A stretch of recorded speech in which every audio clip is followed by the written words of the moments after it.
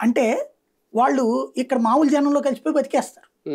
అట్లాగే దీన్దార్ అంజుమన్ అనేటువంటి తీవ్రవాద సంస్థ బెజవాడలో దొరికింది, నూజివీడు.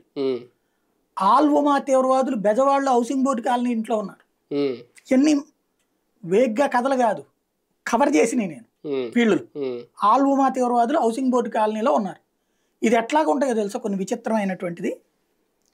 అప్పుడు నేను ఏది దీంట్లో సిటీ కేబుల్లో పనిచేస్తున్నాం, అక్కడికి వెళ్ళినప్పుడు మామూలుగా మేమేంటంటే అప్పుడు చూడు చూడు వాడాలని ప్రతి డివిజన్ వారీగా సమస్యల మీద స్టోరీ వాళ్ళతో ఇంటర్వ్యూ తీసి పబ్లిక్తో, ఆ తర్వాత కార్పొరేటర్తో దాని మీద కౌంటర్ తీసుకుని స్టోరీలు కింద వేసేవాడు రోజు ఒక 5-10 నిమిషాలు ఫిల్లింగ్ కోసం అని.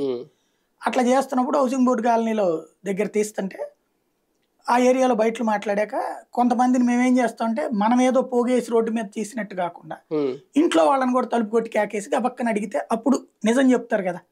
ఇప్పుడు మనం వస్తున్నామని తెలిసి చూసి చెప్పడం వేరు, కొంత ఇంట్లో వాళ్ళైతే గబక్కన అడిగినప్పుడు చెప్పేది మనం న్యాచురల్గా ఉండాలని కోరుకుంటాం.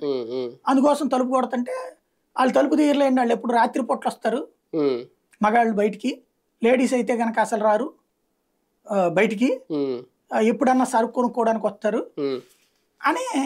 అదేమో మరి సినిమాలో చూపెట్టినట్టు భలే వింతగా ఉంటుందండి.